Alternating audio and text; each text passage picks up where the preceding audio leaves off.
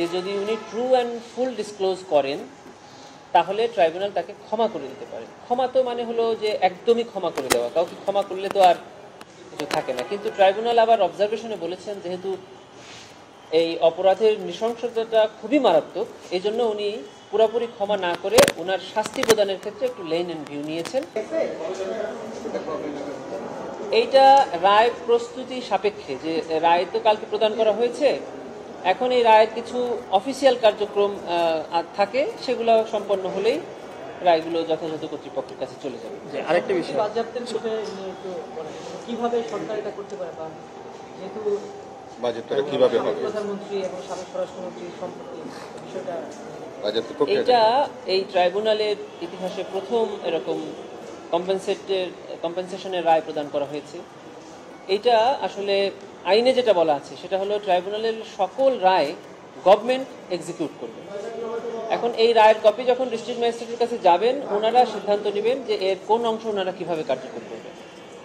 আমরা যেটা করব সেটা হলো যে দুজন আসামি পলাতক আছে তাদের বিরুদ্ধে একটি গ্রেফতারি পরোয়ানার কপি সহ রেড নোটিশ জারির আবেদন করা আছে আমাদের আগেই, সেটাকে এখন মডিফাই করে গ্রেফতারি পরোয়ানার বদলে একটা কনভিকশন ওয়ারেন্ট, এই কনভিকশন ওয়ারেন্ট বা সাজার পরোয়ানা মূলে আমরা তার বিরুদ্ধে আরেকটি ইন্টারপোলে নোটিশ জারির জন্য আবেদন করব থ্রু ফরেন মিনিস্ট্রি।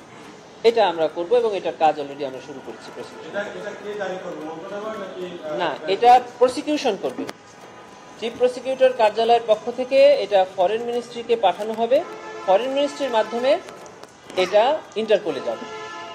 আবেদনটা আমরা করব না, এটা এখনই আমাদের কাজ শুরু হয়ে গেছে, জাজমেন্ট হাতে পেলেই আমরা এটা পাঠিয়ে দিব। চৌধুরী আব্দুল্লাহ মামুনকে 5 বছরের সাজা দেওয়া হয়েছে, আসলে ট্রাইব্যুনাল আইনটা কি, যদি রাজসাক্ষী থাকে সেই আইনটা কি?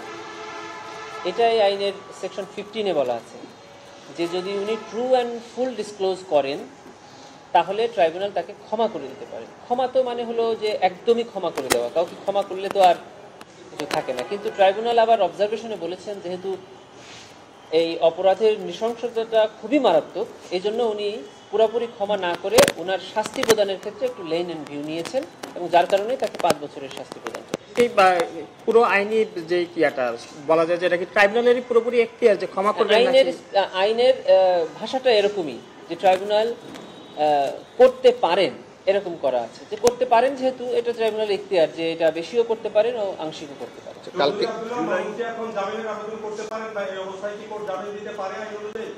ট্রাইব্যুনালে ওনারা আর কেউ কিছু চাইতে পারবেন না, ট্রাইব্যুনালের সাথে ওনাদের সম্পর্ক শেষ।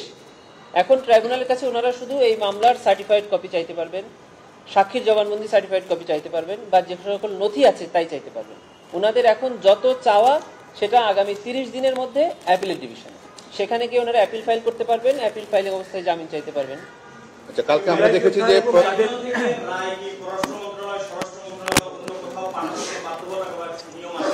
না, এই রায় 3টি জায়গায় যাবে। একটা হলো প্রসিকিউশন অফিস, একটা হলো উপস্থিত আসামির কাছে, আর একটা হলো ডিস্ট্রিক্ট ম্যাজিস্ট্রেটের কাছে। এই 3টি জায়গায় ছাড়া আর কোথাও রায় যাবে। আরেকটা বিষয় হচ্ছে যে কালকে আমরা দেখেছি যে সাবেক প্রধানমন্ত্রী এই রায় দেওয়ার পরে একটা বিবৃতি দিয়েছেন, বিভিন্ন গণমাধ্যমে সেটা এসেছে যে এই রায়টি রাজনৈতিক উদ্দেশ্য প্রণোদিত প্রহসনের একটি রায় এবং ভিত্তি নয়, এবং তিনি আত্মপক্ষ সমর্থনের সুযোগ পান। এই ব্যাপারে প্রসিকিউশনের বক্তব্য হলো যে আমরা ওনার এই বক্তব্যকে স্বাগত জানাই।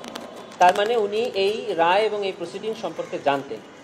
এখন ওনার জন্য সুযোগ হলো আগামী 30 দিনের মধ্যে উনি সারেন্ডার করে অ্যাপিলেট ডিভিশনে অ্যাপিল ফাইল করবেন এবং অ্যাপিলে ওনার এই সকল কথা বলবেন। অ্যাপিলেট ডিভিশন যথার্থ ন্যায় বিচার করবেন দুই পক্ষকে শুনে। আমরা অ্যাপিলেট ডিভিশনে চ্যালেঞ্জ দিতে হবে। অ্যাপিলেট ডিভিশনে আইনটা তো চ্যালেঞ্জের কোনো সুযোগ নাই, মানে কনস্টিটিউশন দ্বারা গ্যারান্টি।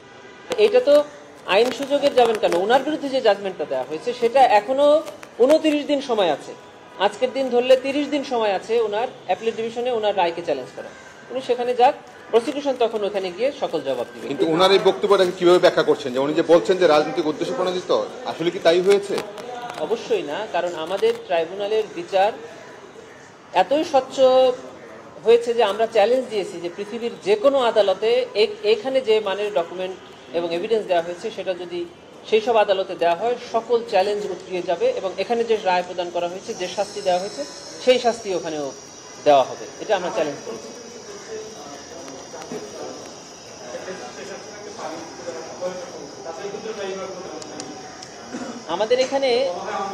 আমাদের এখানে ট্রাইব্যুনালের যারা সেকশন 3(2) এর অধীনে অপরাধ করেন, অর্থাৎ মানবতা বিরোধী অপরাধ করেন, তাদেরকে শাস্তি দেওয়ার বিধান আছে। আর একটা বিধান আছে যারা ট্রাইব্যুনালের প্রসিডিংসকে বাধাগ্রস্ত করেন, অর্থাৎ কন্টেম্পট অফ কোর্ট করেন। এই দুইটা কার্যক্রমের বাইরে আর কোনো ব্যাপারে ব্যবস্থা নেওয়ার সুযোগ এই ট্রাইব্যুনাল আইনে নাই। অর্থাৎ ওইটা আমাদের এখানে কন্টেম্পট অফ কোর্টের মধ্যে পড়বে বলে আমরা মনে করি। গতকাল জুলাই যোদ্ধা এবং তাদের পরিবারের সদস্যরা যে করেছে যে চৌধুরী আব্দুল্লাহ মামুনের যে 5 বছরের সাজা, সেই সাজাতে তারা প্রতিক্রিয়া জানিয়েছেন যে এর বিরুদ্ধে তারা আপিল করতে চান। তো এই আসলে মানে এটা কি?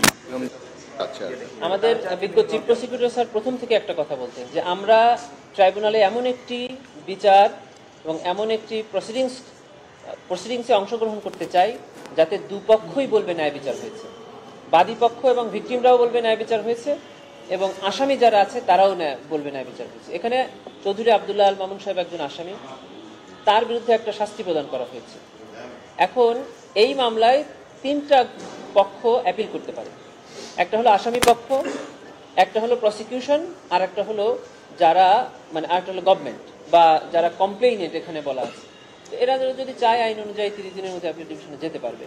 গতকালকে যখন রায় দিচ্ছিল তখন রায়ে আওয়ামী লীগ, যুবলীগ, ছাত্রলীগ সম্পর্কে বেশ কিছু অবজারভেশন এসেছে, যদিও আদালত বলেছেন যেহেতু এই সংক্রান্ত কোনো আবেদন বা এটি অন্য সেপারেট মামলা, সে বিষয়ে তারা কোনো মতামত বা কোনো মন্তব্য করেননি। আওয়ামী লীগের বিচারের জন্য তো একটা মামলা চলছে, তাহলে কি আপনি মনোযোগটা এখন আওয়ামী লীগ? আমাদের মনোযোগটা প্রথমে থাকবে এখন যে ট্রাইব্যুনালে যেগুলো সাক্ষ্য চলছে সেগুলো যেন দ্রুত সাক্ষ্য শেষ করে আমরা রায়ের দিকে নিতে পারি। যেগুলো সাক্ষ্য গ্রহণ পর্যায়ে আছে সেগুলো দ্রুত সাক্ষ্য শুরু হয়, আর যেগুলো ইনভেস্টিগেশন চলছে সেটা তো আমরা দেখবই। যেটা শেষ হয়ে গেল এটার বাইরে আর 3টি মামলা আছে। একটি হলো গত 15 বছর ডিজিএফআই এর যে বন্দিশালা অর্থাৎ জেআইসি, সেখানে যে গুম এবং নির্যাতন হয়েছে তার বিরুদ্ধে একটি মামলা। আরেকটি হলো র্যাবের টিএফআই সেলে যে নির্যাতনের অভিযোগ তার একটি মামলা, এবং শাপলা চত্বর গণহত্যা, যেটাকে শাপলা চত্বর ম্যাসাকার বলা হয় 2013 সালে, সেই ঘটনার একটি মামলা। এই 3টি মামলা এখনো এই ট্রাইব্যুনালে ওনার বিরুদ্ধে বিচার হচ্ছে।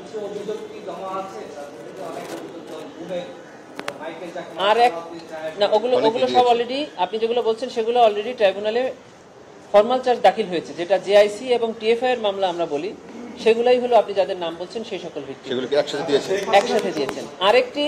আরেকটি অভিযোগ আমাদের এখানে আছে, এখনো তদন্তে প্রাথমিকভাবে পাঠায়নি, সেটা হলো 2009 সালে যে বিডিআর হত্যাকাণ্ড হয়েছিল সেই অভিযোগটা আমাদের কাছে আসছে। আমরা এটা এখনো তদন্তে এগোয়নি, কারণ গভর্নমেন্টের একটা সেপারেট কমিশন হয়তো বা করার কথা আছে বা করেছেন, সেজন্য আমরা এটাকে আপাতত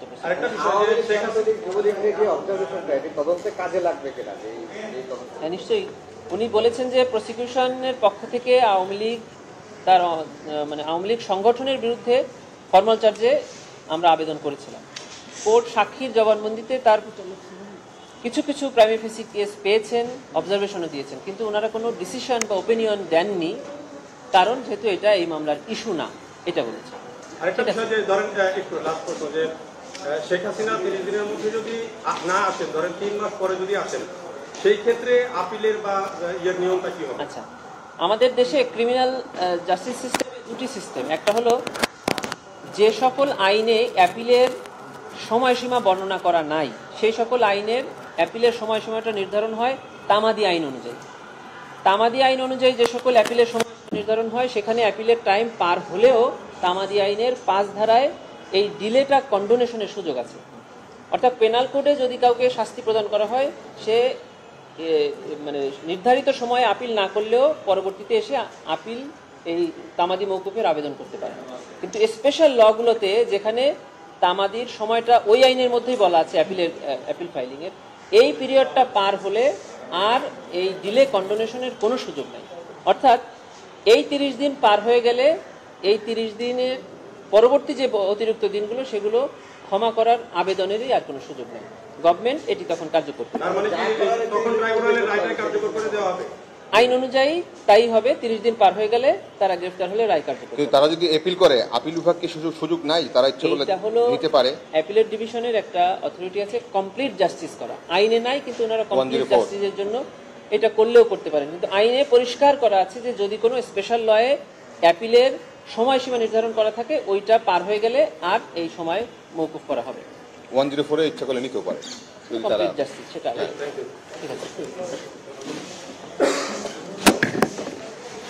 এই শুনেন, ওদিক দিয়ে ধরবেন আপনি, এদিক দিয়ে ধরলে আমাদের